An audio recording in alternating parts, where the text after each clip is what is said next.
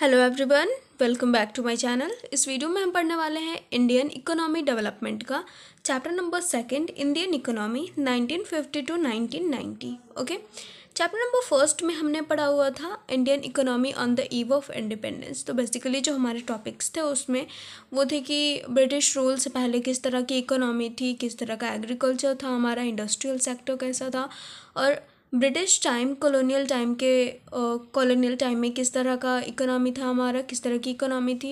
And जब हम independent हो गए थे, ठीक है, जब ब्रिटिश रूल हट चुका था, हम आज़ाद हो चुके थे, तो उसके बाद का किस तरह का था, ठीक है। तो हम बेसिकली हमने जो पढ़ा था वो था कि इंडियन इकोनॉमी जो है ब्रिटिश रूल के टाइम में कैसा था। ज़्यादातर हमने इसके बारे में डिस्कशन किया था, उसके बाद वाला उतना नहीं पढ़ा था, ठीक है। तो वही चीज़ हम इस चैप्टर में पढ़ने वाले हैं। इस चैप्टर में पढ़ने वाले हैं 1950 टू 1990 के बीच में, ठीक है। तो बेसिकली ये कब का है, तो ये है इंडिपेंडेंट के टाइम के बाद का, ठीक है, जब हमें इंडिपेंडेंस मिल चुका था उसके बाद की इंडियन की इकोनॉमी किस तरह की थी, कैसे चेंजिंग हुई, ठीक है। तो चलिए स्टार्ट करते हैं। On 15th August 1947, India woke up to a new dawn of freedom, ठीक है। 15th अगस्त 1947 को हमें आज़ादी मिल चुकी थी और उस सुबह हमारी क्या थी, हमें फ्रीडम मिल चुका था। तो हमारी जो भी चीज़ें थी, हमें जो भी डिसीज़न लेना था उसके लिए हम फ्री हो चुके थे, ठीक है। एक नई सुबह हो चुकी थी हमारी, अब हम फ्री थे। Okay, the leaders of independent India had to decide among other things the type of economic system which would promote the welfare of all rather than a few, ठीक है। तो जो हमारे इंडिपेंडेंट इंडिया के leaders थे, like Jawaharlal Nehru वगैरह हो गए, ठीक है, उनके पास डिसाइड करने के लिए तो बहुत सारी चीज़ें थी। लाइक देखो, टाइप ऑफ इकोनॉमिक सिस्टम, किस तरह की हमारी इकोनॉमी होनी चाहिए यहाँ पे, ओके, जो कि हमारे वेलफेयर को प्रमोट करेगा। ओके, तो इस तरह के जो भी लेने थे डिसीज़न, वो सारे उनके पास थे कि उन्हें बहुत सारे भी डिसीज़न लेने, ठीक है, इंडिपेंडेंट इंडिया के लिए। Socialism appealed to Jawaharlal Nehru the most. अब हमारे पास ना 3 टाइप्स ऑफ इकोनॉमिक सिस्टम हमें इसमें दिया हुआ है, जिसके बारे में थोड़ा थोड़ा डिस्कशन भी करना है। तो बेसिकली जो 3 टाइप्स ऑफ इकोनॉमिक सिस्टम है हमारा, वो है फर्स्ट कैपिटलिज्म, ठीक है, कैपिटलिज्म। जो सेकंड है हमारा वो है सोशलिज्म, और तीसरा है हमारा मिक्स्ड इकोनॉमी, ठीक है। आई थिंक मैंने लिखा हुआ होगा आगे, लेकिन पहले ही समझ लेते हैं। तो इन तीनों में देखो, पहले तो डिफरेंस जान लो और ये किस तरह से अपील कर रही थी जवाहरलाल नेहरू को, वो भी देख लेते हैं। तो कैपिटलिज्म बेसिकली जो होता है, जितने भी डिसीजन होते हैं, लाइक 3 क्वेश्चन हमारे पास आते हैं। किसी भी इकोनॉमी की हम बात कर ले, किसी भी कंट्री की इकोनॉमी की, तो 3 चीज़ें हमारे पास, 3 क्वेश्चन आती हैं कि कौन से जो हमारे गुड्स हैं वो प्रोड्यूस होंगे, ठीक है, व्हाट टू प्रोड्यूस। ओके, पहला तो ये आएगा कि व्हाट टू प्रोड्यूस, दूसरा आएगा कि हाउ टू प्रोड्यूस, और तीसरा आएगा कि हाउ टू डिस्ट्रीब्यूट। जो भी हमारे पास प्रोडक्शन हुए हैं उनको डिस्ट्रीब्यूट कैसे करना है, किन लोगों में डिस्ट्रीब्यूट करना है, अमीरों में कि गरीबों में, कितना कितना डिस्ट्रीब्यूट करना है, वगैरह वगैरह। तो ये 3 क्वेश्चन बेसिकली आ गए हमारे पास। याद हो गया सबको कि क्या प्रोड्यूस करना है, कैसे प्रोड्यूस करना है, और किन लोगों में डिस्ट्रीब्यूट करना है, किस तरह से डिस्ट्रीब्यूट करना है, किस तरह से बांटना है, ठीक है। तो अब ये तीनों क्वेश्चन पे, ठीक है, हाउ टू डिस्ट्रीब्यूट भी लिख लो, हाउ टू डिस्ट्रीब्यूट। ओके, तो ये तीनों क्वेश्चन पे बेसिकली हम ये 3 चीज़ों के बारे में डिस्कशन करेंगे। तो कैपिटलिज्म में क्या करना होता है कि कैपिटलिज्म में ये तीनों क्वेश्चन कौन डिसाइड करता है, मार्केट डिसाइड करती है। क्या प्रोड्यूस करना है ये मार्केट डिसाइड करेगी, कैसे प्रोड्यूस करना है वो भी मार्केट डिसाइड करेगी, और कैसे डिस्ट्रीब्यूट करना है वो भी कौन डिसाइड करेगा, वो भी मार्केट डिसाइड करेगा, ठीक है। सोशलिज्म में क्या होता है, सोशलिज्म में सारी चीज़ें कौन डिसाइड करती है, गवर्नमेंट डिसाइड करती है, ठीक है। बस इतना याद रख लेना है कि कैपिटलिज्म में सारी चीज़ें मार्केट डिसाइड करती है, लाइक क्या प्रोड्यूस करना है, कैसे प्रोड्यूस करना है, और किन लोगों में डिस्ट्रीब्यूट करना है, कैसे डिस्ट्रीब्यूट करना है, ठीक है। और सोशलिज्म में क्या होता है, गवर्नमेंट डिसाइड करनी है कि क्या प्रोड्यूस करना है हमारी इकोनॉमी में, कैसे प्रोड्यूस करना है, और कैसे उसको लोगों में डिस्ट्रीब्यूट करना है। कौन डिसाइड करता है सोशलिज्म में, गवर्नमेंट डिसाइड करती है, ठीक है। और यही मिक्स्ड इकोनॉमी में दोनों ही होते हैं शामिल, ठीक है। कुछ ही हिस्सा जो है कैपिटलिज्म का होता है और कुछ हिस्सा क्या होता है, सोशलिज्म का होता है। लाइक हमें ये चीज़ ध्यान रखना है कि जो चीज़ कैपिटलिज्म में अच्छा होता है, ठीक है, जो बेनिफिशियल होता है, और जो सोशलिज्म में बेनिफिशियल होता है, जो अच्छी अच्छी चीज़ें हैं, हम उनको इंक्लूड करते हैं कहाँ पे, मिक्स्ड इकोनॉमी में, ठीक है। हमारे पास मिक्स्ड इकोनॉमी है और हमने उसमें कैपिटलिज्म की अच्छी अच्छी बातें और सोशलिज्म की अच्छी अच्छी बातें इसमें रख ली हैं और उससे हमारी इकोनॉमी जो है वो चल रही है। क्लियर हो गया ये तीनों इकोनॉमी, सबको याद रहेगा कि क्या होता है, ठीक है। अब आगे बढ़ते हैं, सोशलिज्म, ठीक है।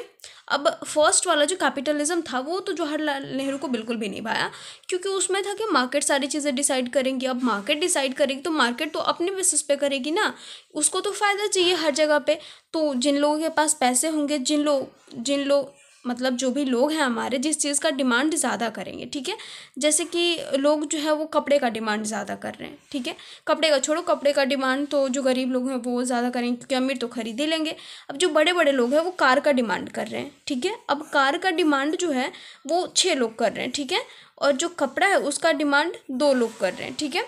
तो अब देखो यहाँ पे जो कैपिटलिज्म है वो क्या करेगा, वो कार का प्रोडक्शन करेगा, क्योंकि कार का जो है डिमांड ज़्यादा है और जो लोग हैं जो कार का डिमांड कर रहे हैं वो कार बनने के बाद इसको खरीद भी लेंगे, ठीक है। तो यहाँ पे बेनिफिट किसको हो रहा है, मार्केट को बेनिफिट हो रहा है, इसलिए वो कार का प्रोडक्शन करेगी। अब जो 2 लोग हमारे कपड़े का डिमांड कर रहे हैं उनके पास तो खरीदने के लिए पैसे भी नहीं, क्योंकि वो गरीब है। तो इस चीज़ का प्रोडक्शन, कपड़े का प्रोडक्शन बिल्कुल भी नहीं होगा। कैपिटलिज्म इस चीज़ पे ध्यान नहीं देगी, हमारी मार्केट इकोनॉमी इस कपड़े पे ध्यान नहीं देगी, इसके प्रोडक्शन पे, ठीक है। और वही सेम चीज़ सोशलिज्म में क्या होता है, सोशलिज्म में अगर इन्हीं दोनों बातों को रखें तो अगर कार का प्रोडक्शन का डिमांड हो रहा है और कपड़े का प्रोडक्शन का डिमांड हो रहा है, ठीक है, तो गवर्नमेंट को डिसाइड करना है, तो गवर्नमेंट दोनों ही चीज़ों पे ध्यान देना ज़रूरी समझेगी। ज़्यादातर वो ध्यान देगी कि जो लोग कपड़े का डिमांड कर रहे हैं उनकी जो ये नीड्स हैं वो पूरी हो जाए, ठीक है। समझ में आ रहा है सबको, उसके बाद इन पे ध्यान देगी। अब मिक्स्ड इकोनॉमी में क्या है, मिक्स्ड इकोनॉमी में तो दोनों पे ही ध्यान देना होता है, बेसिकली दोनों पे ध्यान देना होता है। तो इसमें क्या होगा, इसमें कुछ चीज़ें जो है वो गवर्नमेंट प्रोड्यूस करेगी, जो चीज़ें बची रह जाएंगी वो मार्केट प्रोड्यूस कर डालेगी, ठीक है। तो इस तरह से चलेगा। अभी तो यहीं पे मैंने डिस्कशन कर लिया इतना ज़्यादा, आगे चलते हैं कि आगे क्या दिया हुआ है इसमें, ठीक है। Not in the favor of kind of socialism established in the former Soviet Union, where all the means of production, that is, all the factories and firms, are in the country were owned by the government, ठीक है। अब देखो बात ये आती है कि socialism थोड़ा सा तो अच्छा लगा जवाहरलाल नेहरू को कि हाँ चलो सही है भाई, क्योंकि गवर्नमेंट अगर डिसाइड करेगी तो अच्छी बात है। गवर्नमेंट देखेगी कि हमारे जो लोग हैं, हमारे जो पीपल हैं, उनके लिए क्या अच्छा है क्या बुरा है, उसके अकॉर्डिंग डिसाइड करेगी। और कैपिटलिज्म तो ये चीज़ करेगी भी नहीं। लेकिन कहीं ना कहीं सोशलिज्म भी उनको उतना अच्छा नहीं लगा, क्योंकि सोशलिज्म में अगर सारी चीज़ें गवर्नमेंट ही करेगी तो प्राइवेट सेक्टर वाले क्या करेंगे, ठीक है। कहीं ना कहीं देखो डेमोक्रेसी है, क्योंकि हमारी कंट्री में क्या है, हमारी कंट्री जो है, हमारी कंट्री डेमोक्रेटिक कंट्री, और डेमोक्रेटिक कंट्री में हम जो है फ्रीडम ही नहीं देंगे लोगों को कि उन्हें क्या चाहिए नहीं चाहिए। अगर ज़्यादातर लोग कार का डिमांड करें, ठीक है, अगर उनके पास ये फ्रीडम नहीं रहेगा कि हाँ वो डिमांड कर सकते हैं और उनकी चीज़ें बनाई भी जाएंगी, तो फिर कहेगा डेमोक्रेटिक कंट्री, ठीक है। तो ये चीज़ तो सोशलिज्म में भी शामिल नहीं होता है। तो ना तो कैपिटलिज्म टिक पा रहा था, ना ही सोशलिज्म टिक पा रहा था, ठीक है। और सोशलिज्म, क्योंकि जो फॉर्मर सोवियत यूनियन है यहाँ पे ये ट्राई किया गया था सोशलिज्म, तो यहाँ पे ये बहुत बुरी तरह से हारा था, ठीक है। सोशलिज्म की वहाँ की जो कंट्री है, वहाँ की जो गवर्नमेंट है वो क्या कर रही थी, सारे फैक्ट्री सारे फार्म्स ऑन कर रही थी, तो उसका जो भी मतलब हम बोल सकते हैं रिजल्ट है वो उतना अच्छा नहीं था, ठीक है। अब आगे देखते हैं, आगे हमारे पास है India would be a socialist society with a strong public sector but also with private property and democracy. अब इंडिया क्या है, इंडिया सोशलिस्ट सोसाइटी तो होएगा, ठीक है, लेकिन एक स्ट्रॉन्ग पब्लिक सेक्टर के साथ और उसके साथ साथ प्राइवेट प्रॉपर्टी और डेमोक्रेसी के साथ साथ, ठीक है। वो अकेले ही मतलब पूरी चीज़ गवर्नमेंट डिसाइड करेगी ऐसा वाला नहीं करना था, जैसे कि सोवियत यूनियन में हो रहा था, ठीक है। वहाँ पे क्या करना था, वहाँ पे private property, democracy, public sector सबको ही आगे बढ़ाना था, कहाँ पे, हमारी कंट्री में, ठीक है। उसके अलावा देखो इधर है इंडस्ट्रियल पॉलिसी रिजोल्यूशन 1948 का and the directive principles of the Indian constitution reflected this outlook, ठीक है। ये सारे जब आए हमारे पास पॉलिसीज़ आई तो इनने बहुत अच्छे से रिफ्लेक्ट करा है इसको, ठीक है। 1948 की पॉलिसीज़ हैं ये, ठीक है। 1950 में एक प्लानिंग कमीशन सेटअप किया गया। कौन सेटअप करा, जो चेयरपर्सन थे, जो प्राइम मिनिस्टर थे हमारे जवाहरलाल नेहरू, जिनके नेतृत्व में ये इकोनॉमी का कारोबार चल रहा था कि कौन सा सिस्टम होना चाहिए कौन सा नहीं होना चाहिए, ठीक है। तो उनने ये प्लानिंग कमीशन लाया और यहीं से हम बोल सकते हैं कि जो 5 ईयर प्लान था वो बिगन हुआ कब से, 1950 से, ठीक है। यहाँ तक सबका क्लियर हो गया? अगर नहीं हुआ हुआ तो आप प्लीज़ कमेंट सेक्शन में ज़रूर बताइएगा कि कहाँ पे क्या प्रॉब्लम हो रही है, ठीक है। आगे बढ़ते हैं, आगे हमारे पास क्या है, टाइप्स ऑफ इकोनॉमिक जो मैंने पढ़ा है, कैपिटलिस्ट सोसाइटी, सोशलिस्ट सोसाइटी और मिक्स्ड इकोनॉमी, ठीक है। अब यहाँ पे क्या, परचेजिंग पावर, यहाँ पे परचेजिंग पावर देखी जाती है। अगर कोई डिमांड कर रहे हैं, ठीक है, अगर दो लोग भी अगर कार का डिमांड कर रहे हैं तो अगर उसको परचेज कर सकते हैं वो, तो वो कार ही प्रोड्यूस किया जाएगा, वो कार ही सप्लाई किया जाएगा, ठीक है। और सोशलिस्ट सोसाइटी में क्या होता है, कोई भी प्राइवेट प्रॉपर्टी नहीं रहेगा, सारी चीज़ें गवर्नमेंट ऑन करेगी, ठीक है। अब गवर्नमेंट देखेगी कि कौन सी चीज़ अच्छी है लोगों के लिए, कौन सी चीज़ नहीं है, क्या लोगों की ज़रूरत है क्या नहीं है, सब कुछ गवर्नमेंट डिसाइड करेगी, ठीक है। तो कहीं ना कहीं लोगों का तो वेलफेयर होता है, लेकिन जो प्राइवेट सेक्टर के जो लोग हैं, जो बड़े बड़े रिच पीपल हैं, अगर उनका डिमांड पूरा नहीं होगा, अगर वो कार चाहते हैं, अगर कार नहीं बनेगी, तो ये भी एक परेशानी कि कैसी डेमोक्रेटिक कंट्री है भाई, कि यहाँ पे हमारा डिमांड ही नहीं पूरा हो रहा है, ठीक है। तो यहाँ पे परचेजिंग पावर देखी जाती है कैपिटलिस्ट सोसाइटी में, याद रखना है परचेजिंग पावर। जहाँ पे परचेजिंग पावर दिखेगी, जहाँ पर दिखेगा कि लोग हाँ इस चीज़ को खरीद रहे हैं, इस चीज़ का डिमांड कर रहे हैं और ख़रीद भी सकते हैं, तो वो होगी हमारी कैपिटलिस्ट सोसाइटी, ठीक है। मतलब वो कैपिटलिस्ट सोसाइटी में ही बेसिकली होएगा, क्योंकि यहाँ पे सारी चीज़ें मार्केट जो है वो तय करती है, ठीक है। सोशलिस्ट सोसाइटी में परचेजिंग पावर नहीं देखी जाती है, वहाँ पे नीड्स देखी जाती हैं, लोगों की ज़रूरतें देखी जाती हैं, और उनकी ज़रूरतों के अकॉर्डिंग सारी चीज़ें जो है वो लाई जाती हैं मार्केट में, एंड कम दामों में उन्हें दी भी जाती हैं, ठीक है, ताकि सारे लोग उसको खरीद सकें, ठीक है। अब आई मिक्स्ड इकोनॉमी की बारी, जिनको एक्सेप्ट किया गया हमारे इंडिया में, ठीक है। इन दोनों को छोड़ करके कैपिटलिस्ट और सोशलिस्ट को, किस चीज़ को एक्सेप्ट किया गया, मिक्स्ड इकोनॉमी को, ठीक है। The government and the market together answer the three questions of what to produce, and how to distribute what is produced. ठीक है। अब यहाँ पे क्या करेंगे, गवर्नमेंट और मार्केट दोनों ही मिल करके इन तीनों क्वेश्चन का, कौन से तीन क्वेश्चन, क्या बनाना है, कैसे बनाना है, और जो बन गया है हमारी कंट्री में, जो प्रोडक्शन हुआ है उसको डिस्ट्रीब्यूट कैसे करना है, इनका जो है आंसर कौन देगा, गवर्नमेंट और मार्केट मिलकर दोनों ही देंगे। तो ये कहाँ आएगा, हमारी मिक्स्ड इकोनॉमी में आएगा, ठीक है। आगे हमारा the market will provide whatever goods and services it can produce well, and the government will provide essential goods and services which the market fails to do. अब यहाँ पे क्या है मिक्स्ड इकोनॉमी में हमारी, कि मार्केट जो है वो बहुत सारी गुड्स सर्विसेज प्रोवाइड कराएंगे, ठीक है, अच्छे से प्रोड्यूस कराएंगे, और जिस चीज़ को प्रोड्यूस कराने में फेल हो जाती हैं, जिस चीज़ को नहीं करा पाती है, उसको कौन प्रोड्यूस कराएगा, उसको हमारी जो है गवर्नमेंट प्रोड्यूस कराएगी, ठीक है। क्लियर हो गया सबका, ये था मिक्स्ड इकोनॉमी में। अब भाई प्लानिंग की बात कर लेते हैं। प्लानिंग कमीशन तो सेटअप हो गया, ठीक है। तो प्लान का मतलब क्या होता है, प्लान का मतलब किसी भी चीज़ की हम प्लानिंग कर रहे हो, तो लाइक 11th 12th, ठीक है, 12th बोर्ड्स की बात कर लेते हैं हम, ठीक है। तो 12th बोर्ड्स में हमें लाने हैं 90%, ठीक है। अब 90% लाने, तो इसके लिए हम तैयारी करते हैं, पहले से प्लानिंग करते हैं कि हाँ इस मंथ में इतना सिलेबस कवर करते हैं, सेकंड मंथ में इतना करते हैं, थर्ड मंथ में इतना, तब जा करके लास्ट टाइम एग्जाम होते होते हमारा सारा सिलेबस कंप्लीट हो जाएगा और अप्रोक्स तो हमारे 90% मार्क्स बन जाएंगे, ठीक है। सिर्फ यही नहीं करते हैं, मतलब कौन से बुक पढ़ने हैं, कौन सा टॉपिक छोड़ना है, कौन सा पढ़ना है, इन सारी चीज़ों के साथ जब हम चलते हैं तो वो एक कहलाता है प्लानिंग, ठीक है। वही जो 5 ईयर की प्लानिंग थी उसमें भी कुछ इसी तरह की प्लानिंग चलती होगी, ठीक है। A plan spells out how the resources of a nation should be put to use. अब प्लान क्या करता है, प्लान हमें ये बताता है कि किसी भी कंट्री का, किसी भी नेशन का जो रिसोर्सेज है उसको किस तरह से यूज़ में लाना है, ठीक है। ये कहाँ आता है, ये आता है हमारे 5 ईयर्स प्लान के अकॉर्डिंग, ठीक है। It should have some general goals as well as specific objectives which are to be achieved within a specific period of time। या फिर हम बोल सकते हैं कि जो प्लान्स हैं हमारे, ठीक है, उसमें क्या होता है, उसमें एक हम जनरल गोल सेट करते हैं और एक क्या होता है, एक स्पेसिफिक ऑब्जेक्टिव सेट करते हैं जिसको हमें अचीव करना होता है एक स्पेसिफाइड पीरियड ऑफ टाइम के बीच में, ठीक है।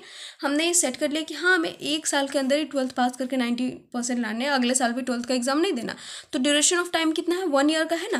तो यहाँ पे एक स्पेसिफाइड पीरियड ऑफ टाइम होता है जिसमें हमें किसी भी एक गोल को जिसको हमने तय किया होता है उसको अचीव करना होता है, ठीक है। तो वो हमारा क्या हो गया, वो हो गया हमारा प्लान, ठीक है। अब देखो हमारे इंडिया में 5 ईयर प्लान चलता है, ये तो सबको पता है, और ये हमने लिया हुआ है कहाँ से, सोवियत यूनियन से। वहाँ पे भी कुछ इसी तरह का चलता था, ठीक है, फॉर्मर सोवियत यूनियन से, ठीक है। उसके बाद है पर्सपेक्टिव प्लान, ठीक है। 5 ईयर प्लान तो सबको समझ में आ रहा है कि 5 साल का होता है, लेकिन पर्सपेक्टिव प्लान क्या होगा, तो इसको बोलते हैं हम लॉन्ग टर्म प्लान। तो बेसिकली इसको क्या बोल देंगे, तब हम बोल सकते हैं इसको शॉर्ट टर्म प्लान, ठीक है, इसको बोलेंगे शॉर्ट टर्म। और पर्सपेक्टिव प्लान क्या हो गया हमारा, लॉन्ग टर्म प्लान, जिसको हम ओवर पीरियड ऑफ 20 ईयर्स हम अचीव कर सकते हैं, ठीक है। 20 साल की अवधि में हम जिसे अचीव कर रहे हो, 20 साल जिसको पाने के लिए हमने 20 साल का वो लगा रखा हो कि हाँ हम इन 20 सालों में ये चीज़ कर लेंगे, ठीक है। तो इसको हम बोलते हैं पर्सपेक्टिव प्लान, ठीक है। क्लियर हो गया सबका? अब हम आगे बढ़ते हैं। आई थिंक कि कोई भी चीज़, कोई भी टॉपिक छूट नहीं रहा होगा, सारी चीज़ें कवर हो रही होंगी। नेक्स्ट है हमारा the goals of 5 year plans. अब हमारी कंट्री में 5 ईयर प्लान्स तो सेटअप हो चुके थे, लेकिन अब उनके गोल्स क्या रखे गए, क्योंकि बेसिकली तो हमें पता है कि जो ब्रिटिश रूल थे उस टाइम में कुछ खास हमारा एग्रीकल्चर वगैरह था नहीं, डेवलपमेंट था नहीं, ना तो इंडस्ट्रियल सेक्टर डेवलप था, ना ही हमारा कोई और चीज़ जैसे कि एग्रीकल्चर वगैरह हो गया, कुछ भी डेवलप नहीं था, ठीक है। तो कहीं ना कहीं हमें शुरुआत कहाँ से करना था, बिल्कुल स्टार्टिंग से करना था, ठीक है। तो स्टार्टिंग के 5 ईयर्स के प्लान क्या रहे होंगे, चलिए वो देखते हैं हम। A plan should have some clearly specified goals. Plan के पास तो एकदम क्लियरली स्पेसिफाइड गोल्स होना चाहिए, ठीक है, जिसको हमें अचीव भी करना होता है। तो गोल्स ऑफ 5 ईयर प्लान्स वर, देखो क्या थे। तो पहला था ग्रोथ, ठीक है, ग्रोथ करना था पहला इसका मेन मोटिव, ठीक है, प्लान था इसका, सॉरी गोल था इसका 5 ईयर प्लान का। It refers to the increase in country's capacity to produce the output of goods and services within the country. Growth में किस चीज़ की ग्रोथ की बात हो रही थी, तो कंट्री में जो भी कैपेसिटी है हमारे प्रोडक्शन की, उसको इंक्रीज़ करने की बात हो रही थी कि जो हमारे गुड्स एंड सर्विसेज हैं जो हम दूसरे कंट्रीज से मंगाते हैं, यहाँ तक कि हम अनाज भी दूसरे कंट्री से मंगाने लगे थे, दूसरे कंट्री पर डिपेंड हो गए थे अनाज के लिए। जबकि हमें पता है कि 75% लगभग जो एग्रीकल्चर में लोग जो थे वो एग्रीकल्चर में शामिल थे, फिर भी हम कहाँ से मंगा रहे थे, हम फॉरेन कंट्री से अनाज मंगा रहे थे, ठीक है। तो ग्रोथ में क्या बात हो रही थी कि हमें अपनी कंट्री को, उसकी कैपेसिटी को इतना ज़्यादा बढ़ा देना है कि जो गुड्स हैं, जो सर्विसेज हैं, वो हमारी कंट्री में प्रोवाइड हो सके, वहाँ पे ही प्रोडक्शन हो सके इनका, हम किसी और कंट्री से हमें ना लेना पड़े ज़्यादा, ठीक है, उस पर डिपेंड ना रहना पड़े।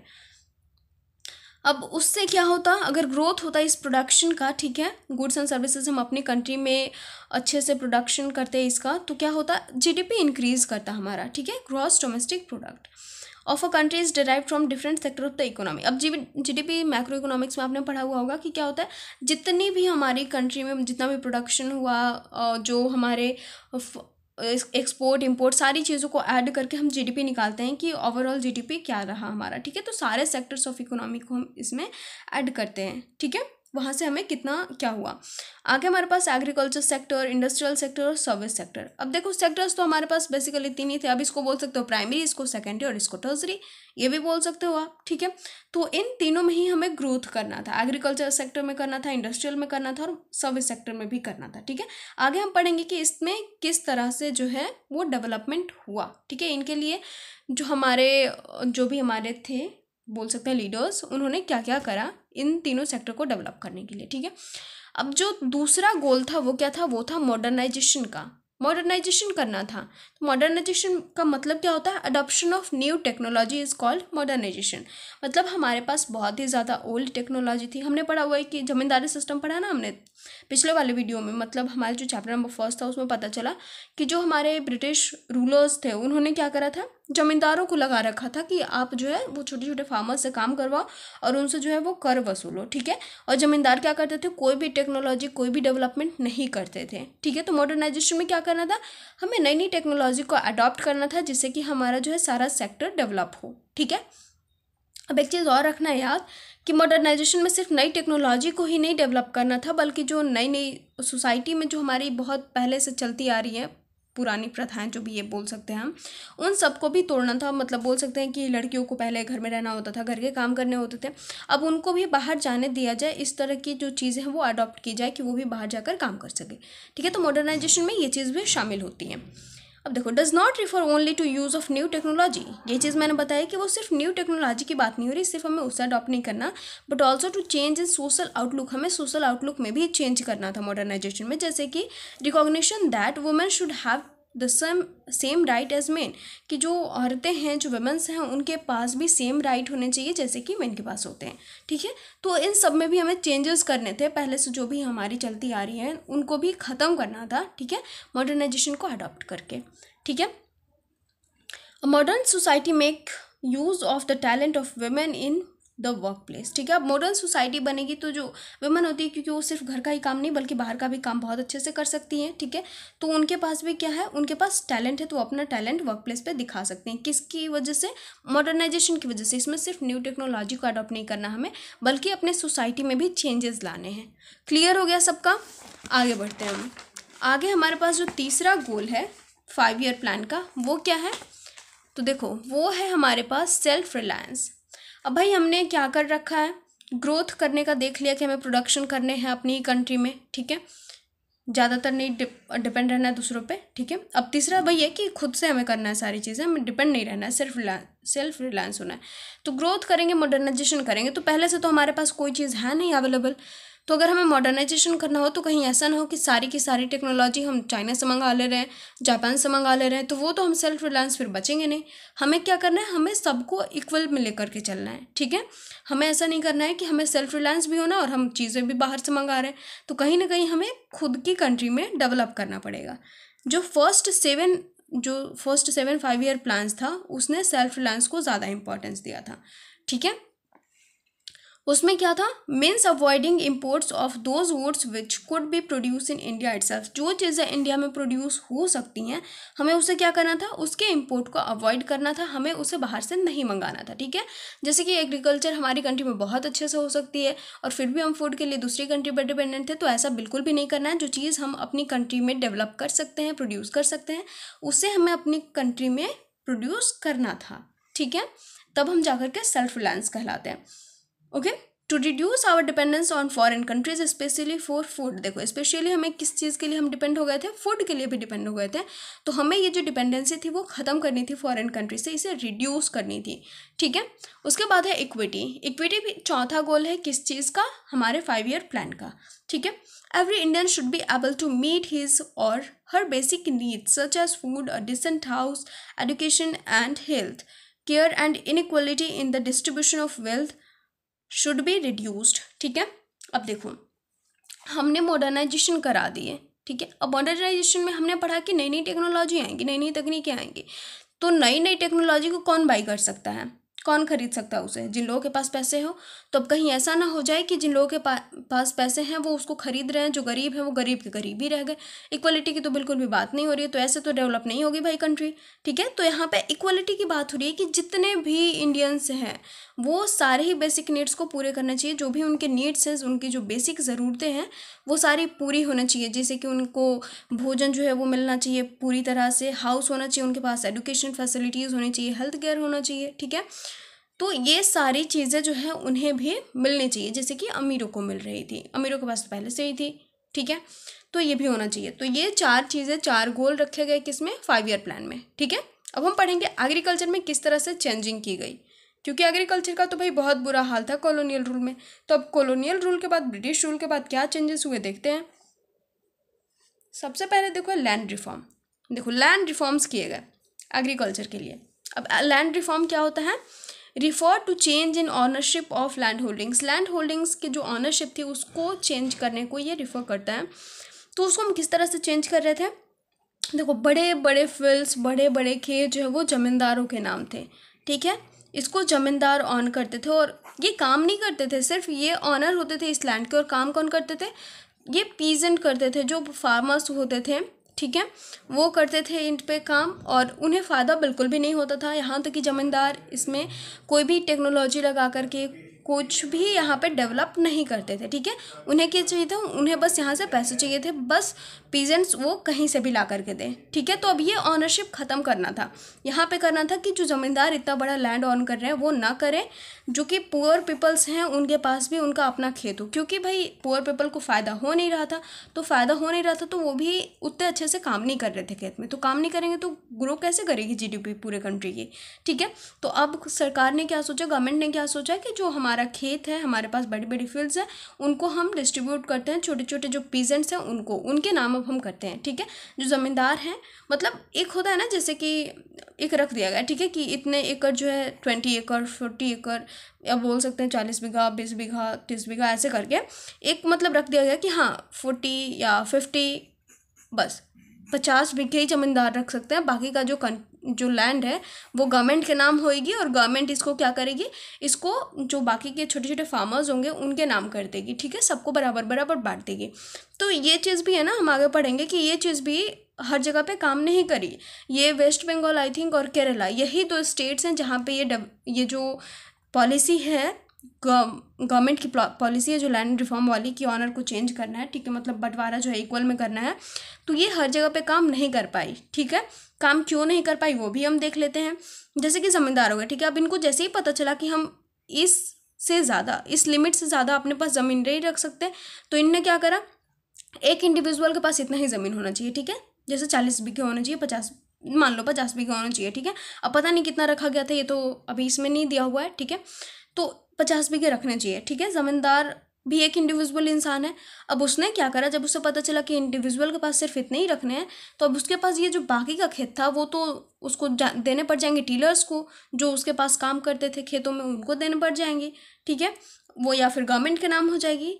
तो अब उसने क्या किया कि इतना जो था, एक इतना ही हिस्सा अपने बेटे के नाम कर दिया, अपनी वाइफ के नाम कर दिया, अपने जो उसके अलग रिश्तेदार थे उनके नाम कर दिया, कि कहीं ना कहीं ये जो लैंड है वो रहेगा तो मेरे ही पास ना, मतलब बाकी किसी और के पास नहीं जाएगा, ठीक है। तो इस तरह से एक एक इंडिविजुअल के पास ज़मींदार ने खुद ही जो है अपनी ज़मीन उन लोगों के नाम कर दी, ठीक है, मतलब जो भी उसके रिलेटिव थे उनके नाम कर दी, ठीक है, ताकि उसे टेलर्स को ना देना पड़े, गवर्नमेंट को ना देना पड़े। ओके, तो ये सारे जगह पे ये पॉलिसी काम नहीं की थी। ये चीज़ हमें याद रखना है कि लैंड रिफॉर्म हर जगह पे काम नहीं किया था, वेस्ट बंगाल और केरला में ही किया था। Just a year after independence steps were taken to abolish intermediaries and to make the tillers the owner of land. देखो, इंटरमीडियरीज का जो काम था उसको एबलिश किया जाने लगा, जो ज़मींदारी का कारोबार था उसको बंद किया जाने लगा, उसके लिए स्टेप्स लेने लग गए, गवर्नमेंट लेने लग गई, और जो टीलर्स थे, जो काम करने वाले जो छोटे छोटे लोग थे जो काम करते थे खेतों में, उनके नाम वो लैंड होने लगा, ठीक है। देखो, लैंड टू टीलर बोल सकते हैं, policy to promote equity in agriculture sector, और लैंड सीलिंग, ये दो ऐसे पॉलिसीज़ हैं, ठीक है। इसको लैंड रिफॉर्म बोल सकते हैं, जो कि इक्विटी लाने के लिए एग्रीकल्चर सेक्टर में अडॉप्ट किए गए थे, ठीक है। अब लैंड सीलिंग क्या होता है? लैंड सीलिंग यही चीज़ जो मैंने बताया कि एक लिमिट में कोई लैंड रख सकता है, कोई भी इंडिविजुअल के पास एक लिमिट में लैंड होगी, और उससे ज़्यादा उसके पास अगर लैंड हुई तो वो गवर्नमेंट के नाम हो जाएगी, ठीक है, यही होता है लैंड सीलिंग। क्लियर हो गया सबका? अब हम आगे बढ़ते हैं। आगे है ग्रीन रिवॉल्यूशन। ग्रीन रिवॉल्यूशन का तो बहुत इफेक्ट पड़ा था भाई एग्रीकल्चर पे, ये तो सबको पता होगा। 1965 में ग्रीन रिवॉल्यूशन आया था। ओके, अब ये है क्या? Refers to the large increase in production of food grains resulting from the use of high yielding variety seeds specially for wheat and rice. अब इसमें क्या होता है? Large increase in production. Green revolution का मतलब ही है कि जो फूड ग्रेन्स हैं उसमें लार्ज अमाउंट इंक्रीज हुआ प्रोडक्शन में, उसके प्रोडक्शन में, ठीक है। अब कैसे इंक्रीज हुआ? ये ग्रीन रिवॉल्यूशन अपने साथ लेकर के क्या आया था? तो हाई यील्डिंग वैरायटी सीड्स, ठीक है, हाई यील्डिंग वैरायटी सीड्स जो थे वो लेकर के आया था, स्पेशली किसके लिए? व्हीट के लिए और राइस के लिए। और जब इसका यूज़ हुआ तो रियलिटी यही थी कि काफ़ी ग्रोथ देखने को मिला है हमें, ठीक है। नेक्स्ट है हमारा in first phase of green revolution mid 1960s to mid 1970s। अब याद रखना है कि जो ग्रीन रिवॉल्यूशन था उसके दो फेजेस थे। पहले तो था मिड 1960s टू 1970 वाला, ठीक है। The use of HYV seeds were restricted to the more affluent states such as Punjab, Andhra Pradesh and Tamil Nadu. तो HYV सीड्स का जो पहला फेज था उसमें ज़्यादातर ये कहाँ पे रेस्ट्रिक्टेड रह गया? HYV सीड्स कहाँ पे रेस्ट्रिक्टेड रह गए? तो जो पंजाब थे, आंध्र प्रदेश से, तमिलनाडु थे, वहाँ पे, ठीक है। और दूसरे रिवॉल्यूशन में क्या हुआ? दूसरे रिवॉल्यूशन में हम देखते हैं in the second phase of green revolution mid 1970s to mid 1980s, ठीक है। इन दोनों के बीच में क्या हुआ? ग्रीन रिवॉल्यूशन का जो सेकेंड फेज था उसमें क्या हुआ?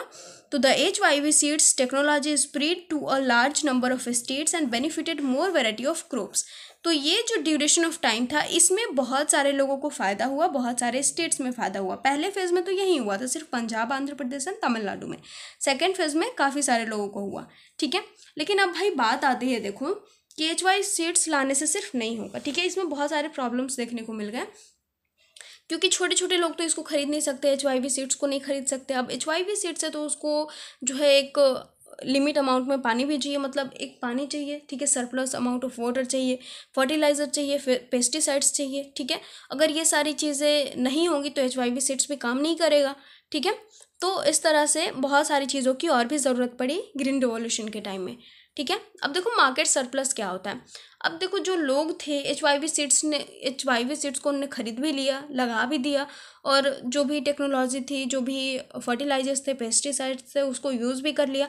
लेकिन अगर वो जो उगा रहे हैं, जो भी उनका प्रोडक्शन हो रहा है, अगर वो मार्केट तक नहीं पहुंच पा रहा है, मतलब कि इकोनॉमी में बिल्कुल भी ग्रोथ नहीं होएगी। ठीक है। तो सरकार ये चाहती थी कि जो भी क्रॉप्स हमारे हो रहे, जो भी प्रोडक्शन हो रहा है, वो जो फार्मर्स हमारे उनके घर से लेकर के बाजार में भी आ सके। ठीक है। मार्केट में भी आ सके।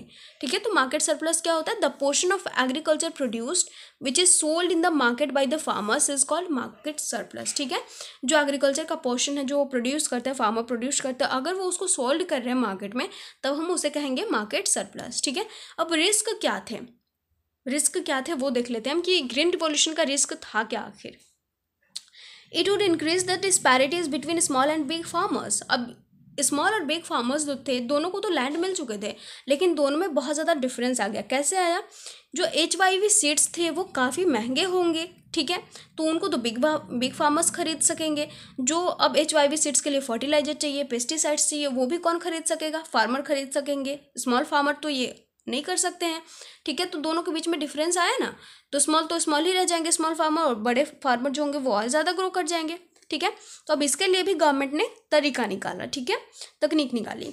The government provided loans at a low interest rate to small farmers and subsidised fertilisers so that small farmers could also have access to the needed output. अब गवर्नमेंट ने क्या किया? लोन्स प्रोवाइड करने लगा लो interest पे। ठीक है। कम interest पे लोन प्रोवाइड करने लगा छोटे छोटे फार्मर्स को, सब्सिडीज देने लगा फर्टिलाइजर्स पे। ठीक है। जिससे कि जो स्मॉल फार्मर्स क्या करें, वो भी ये जो हमारा आया है ग्रीन रिवोल्यूशन, जो HYV सीड्स आए हैं, उनके जो भी फ़ायदे हैं उनको वो ले सके, वो भी HYV सीड्स खरीद सके, फर्टिलाइजर खरीद सके। ठीक है। उसके लिए उसने कम इंटरेस्ट पे लोन देना शुरू कर दिया, फर्टिलाइजर्स प्रोवाइड करना शुरू किया, सब्सिडीज देना शुरू कर दिया। किसने? गवर्नमेंट ने। ठीक है। किसको? स्मॉल फार्मर्स को, क्योंकि बिग फार्मर्स तो खुद ही खरीदने के लिए सक्षम थे। ठीक है। अब हम आगे बढ़ते हैं।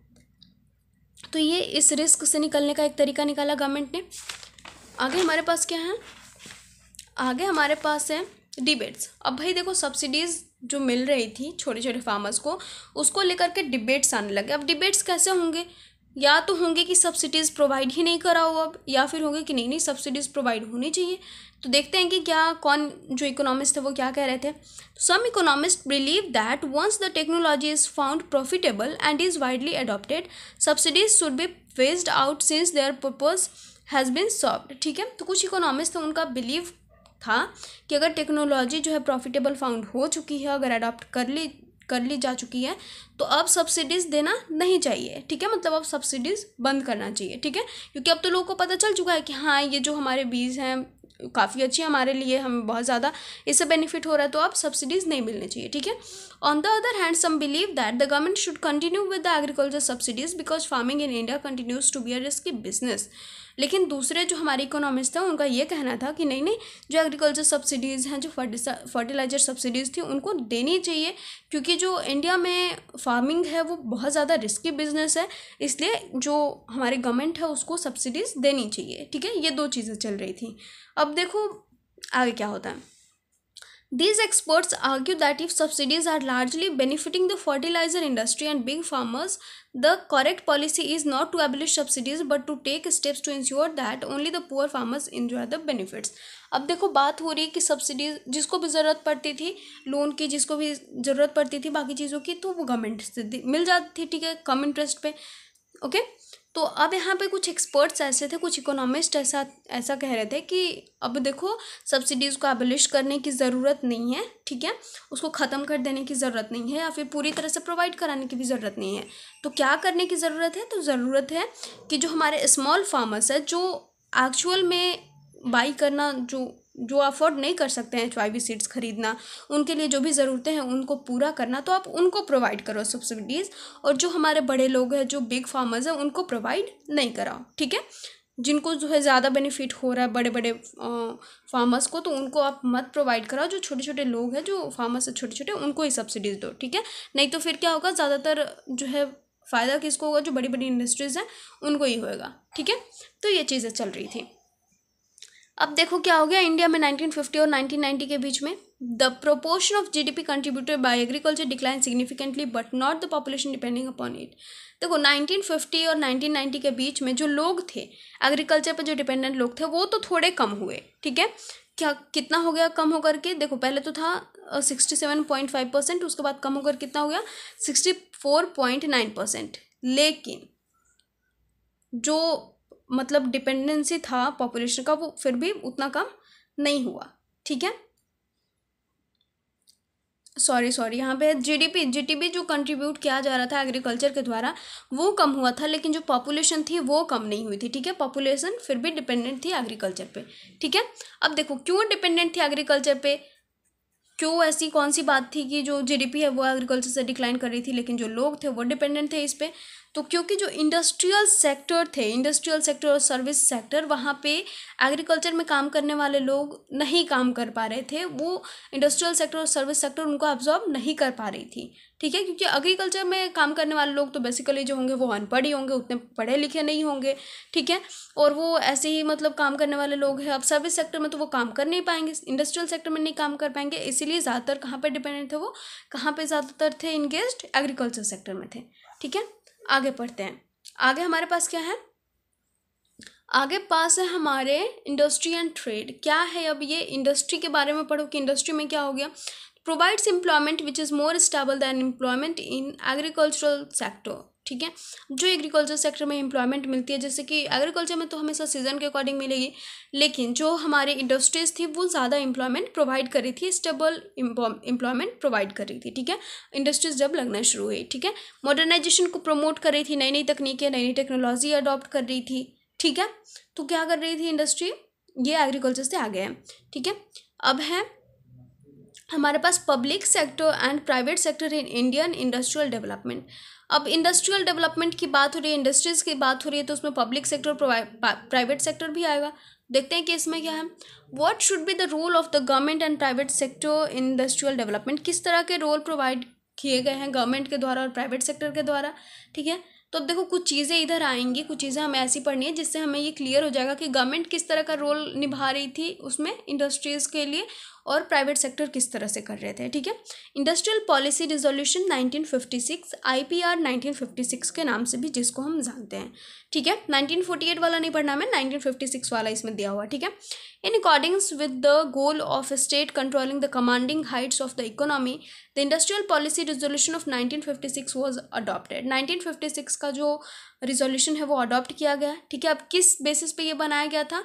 Form the basis of the second 5-year plan. Second 5-year plan का ये बेसिस बनाने वाला था, ठीक है। Classify industries into 3 categories. इसमें जो हमारी इंडस्ट्रीज है उसको 3 कैटेगरी में बांटा गया। पहला तो कि जो गवर्नमेंट के द्वारा ऑन किया जा रहा था, दूसरा प्राइवेट सेक्टर और गवर्नमेंट सेक्टर दोनों के द्वारा, और तीसरा क्या है? प्राइवेट सेक्टर के द्वारा, ठीक है। क्लियर हो गया सबका?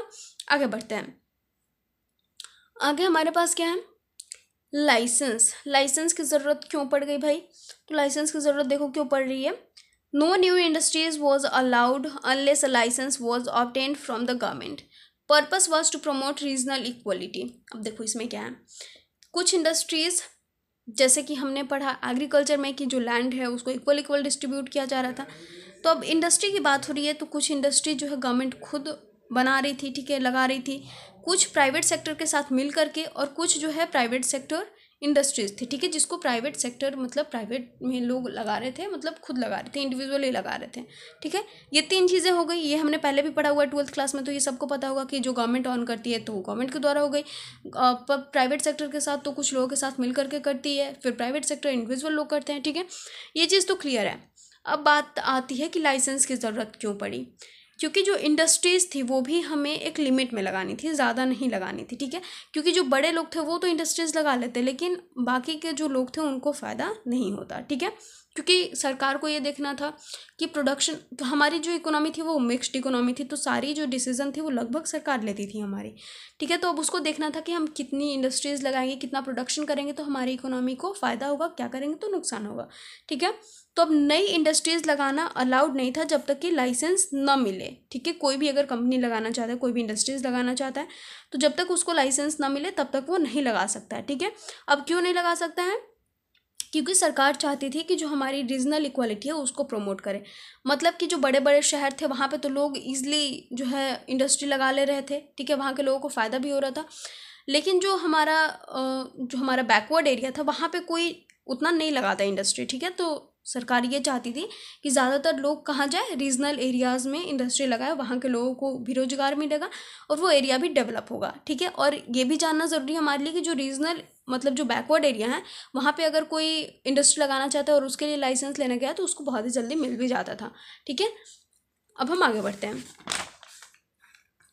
आगे हमारे पास क्या है, licence to expand production was given only if the government was convinced that economy required a larger quantity of goods. अगर कोई चाहता है अपनी प्रोडक्शन को बढ़ाना चाहता है, अगर वो किसी चीज़ का प्रोडक्शन 30 करता था अगर वो 40 करना चाहता है तो उसके लिए भी उसको लाइसेंस लेना पड़ेगा। और अगर गवर्नमेंट को ऐसा लगता है, अगर गवर्नमेंट कन्विंस्ड हो जाती है कि हाँ ये सही है, ये ज़रूरी है हमारे लिए, तभी वो लाइसेंस भी देगी, ठीक है। अब इस स्मॉल स्केल इंडस्ट्री के बारे में हम पढ़ते हैं।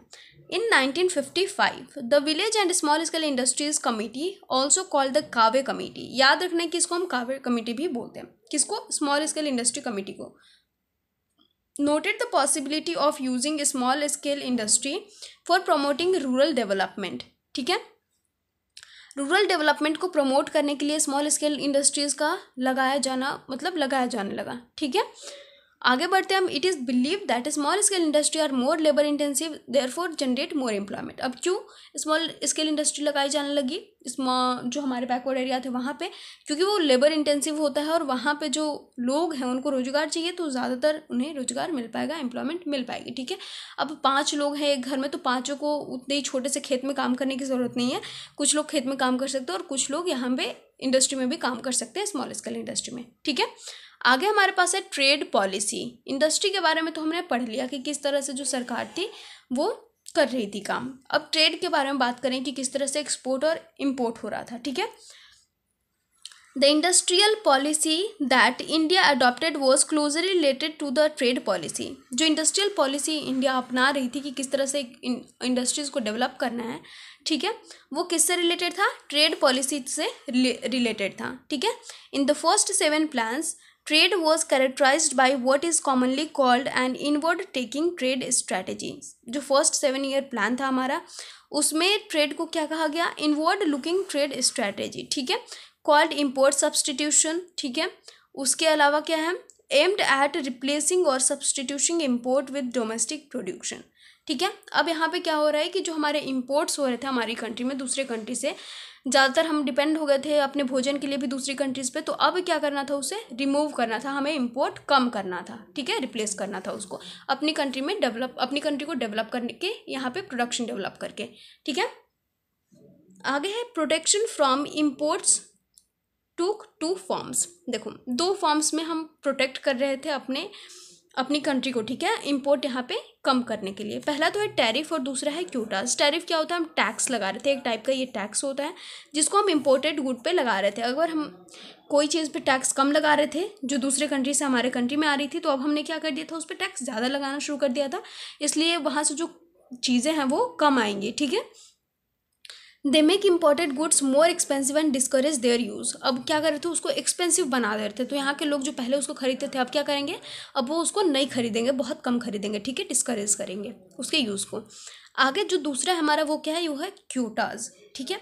अब ये क्या होता है, तो specify the quantity of good which can be imported. जो भी चीज़ हम अपनी कंट्री में लाते हैं उसकी क्वांटिटी हमने सेट कर दी कि हाँ हम इतनी चीज़ें ही लाएंगे। पहले तो हमने उस पर जो है चार्ज ज़्यादा लगा दिए, उस पर जो है टैक्स ज़्यादा लगा रखे हैं।